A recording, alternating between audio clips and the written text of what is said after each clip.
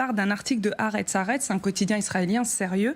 L'article est publié samedi dernier et il parle, vous le voyez, globalement de la tuerie au festival du 7 octobre. L'information principale parle même pas de l'armée ni du fait qu'ils aient tué des civils, etc. Ils disent que le Hamas aurait découvert l'existence de ce festival en cours de route et qu'à la base, leur objectif, c'était les kibbutzars. Quel rapport avec l'armée ? Justement, dans le premier paragraphe de cet article, le journaliste écrit ces lignes que je vais vous montrer. Donc, selon une source policière, l'enquête indique également qu'un hélicoptère de combat de Tsahal arrivé sur les lieux et ayant tiré sur des terroristes aurait également touché certains participants au festival, et ça s'arrête là. On n'a pas plus de détails ni sur l'état des personnes touchées, est-ce qu'elles sont mortes aujourd'hui, ni si le journaliste aussi a eu accès à cette note de police. Donc je l'ai appelé, je l'ai contacté, en tout cas j'ai essayé par message, WhatsApp, mail, etc. Pas de réponse encore, en tout cas à l'heure où je vous parle. J'ai essayé de joindre aussi plusieurs de ses collègues chez Haaretz, et il y a quand même une journaliste qui m'a répondu juste pour du off et juste pour me dire que quand même cet article avait fait scandale en Israël. Tu m'étonnes. Les autorités israéliennes ont peur qu'on remette en cause la responsabilité du Hamas dans les tueries, parce que c'est de ça qu'il s'agit, et c'est d'ailleurs ce qui s'est passé dans les heures qui ont suivi la parution de cet article avec ce communiqué de l'autorité palestinienne. Il a été envoyé au ministère des Affaires étrangères du monde entier, aux Nations Unies, pour eux. Vous allez voir, donc on l'a traduit. Alors juste, j'ai fait une capture d'écran parce que depuis, il a été supprimé ce communiqué. Je ne sais pas si c'est sous pression, voilà, mais en tout cas, l'autorité palestinienne a supprimé ce communiqué. Voilà ce qu'ils disent dans ce communiqué. Le résultat de cette enquête jette un doute sur les récits israéliens concernant les destructions et les massacres survenus dans cette zone. La réaction de Benyamin Netanyahou ne s'est pas fait attendre. Je vous propose de l'écouter. Aujourd'hui, l'autorité palestinienne à Ramallah a dit quelque chose de tout à fait absurde. Il a nié que ce soit le Hamas qui ait perpétré l'horrible massacre lors du festival de la nature près de Gaza. Il a en fait accusé Israël d'avoir perpétré ce massacre. C'est un renversement complet de la vérité.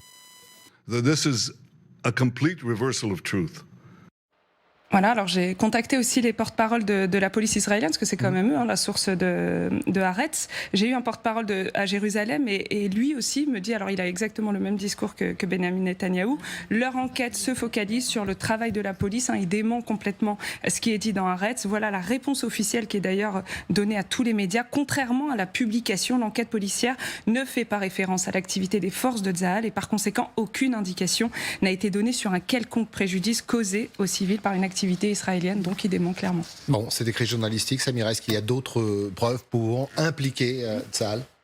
Alors ce qu'on sait de manière certaine, on en parlait tout à l'heure, c'est qu'il y a bien eu des hélicoptères de l'armée de l'air qui ont été déployés le matin du 7 octobre dans la zone du festival. J'ai contacté plusieurs experts militaires. Ils devaient arrêter, ils avaient deux objectifs, arrêter les tueries et les infiltrations depuis Gaza. C'est le 113e escadron Apache qui était sur place, et notamment deux appareils qui sont en alerte H24 pour en cas d'attaque en fait, et qui ont d'abord été déclenchés. Ce qu'on sait aussi, c'est que plusieurs pilotes, et notamment 3 pilotes, ont témoigné dans la presse israélienne, dans un article que j'ai lu, là, que vous avez, donc je vous ai mis quelques extraits. Ils racontent clairement les difficultés qu'ils ont à distinguer les membres du Hamas et les civils. Il y en a un qui nous dit qu'il a eu affaire à un dilemme quant à ceux qui sont nos forces, qui est l'ennemi et qui sont les citoyens. Toute la décision dépend désormais de moi, et il n'y a personne à qui parler. Donc là, on est vraiment dans un cas d'extrême urgence, d'émotion, etc. Ils affirment aussi qu'ils ont choisi les cibles pour lesquelles la chance de tirer sur des otages est faible. Un autre pilote reconnaît clairement que c'est pas du 100%, donc il laisse entendre qu'il a pu atteindre des civils. Alors j'ai fait lire ces témoignages à un expert en aviation militaire, Patrick Dutars, qu'on a régulièrement ici, général de l'armée de l'air française, et pour lui tout est possible, écoutez-le. Les premiers qui sont informés assez tôt, vers 7h30 du matin, en fait, vont décoller sans savoir trop ce qui se passe. Et c'est là qu'ils vont découvrir les uns les autres l'étendue, si vous voulez, du massacre, et en tout cas des hordes de personnes qui viennent de Gaza, qui arrivent, et il manque énormément d'informations. Donc ils découvrent sur place, et puis évidemment il n'y avait pas des militaires en armes, c'était des civils armés, et c'est très difficile de faire la part des choses, de ce qui se passe. Vous êtes au-dessus à 300 km/h, en basse altitude, et puis de partout il se passe des choses. Alors, si on se remémore bien ce qui s'était passé, toutes les images qui nous sont parvenues le 7 octobre, on a vu aussi passer une vidéo prise à bord d'un hélicoptère. Est-ce que cette vidéo peut servir de preuve à l'armée israélienne? Non, clairement, elle a été fact-checkée plusieurs fois par des journalistes, par des spécialistes en OSINT, ce qu'on appelle tous les outils là, en open source sur Internet pour géolocaliser, etc. Donc, il n'y a pas de doute sur cette vidéo, vous allez la voir. Elle a été captée, donc elle a été captée par le viseur d'un hélicoptère. Il montre des tirs, effectivement, contre des véhicules et contre des personnes qui semblent fuir. La vidéo, elle a été diffusée par un compte très suivi sur Twitter et c'est ça qui lui donne la caisse de résonance. La vidéo, elle est vue plus de 29 millions de fois à l'heure où je vous parle. Des comptes français la reprennent aussi en donnant leur légende chacun, en disant qu'il n'y a pas de réponse des autorités israéliennes, que c'est bizarre, on a l'impression que c'est une vidéo inédite, etc., qui sort de nulle part. Mais en fait, elle a tout simplement été détournée et surtout, elle prouve rien. D'abord, la scène ne passe pas sur le lieu justement du festival, mais dans la bande de Gaza, on est à 10 km du lieu du festival.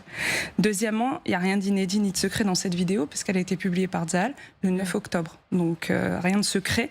Et elle a été publiée justement par l'armée israélienne pour dire qu'ils avaient touché des gens du Hamas.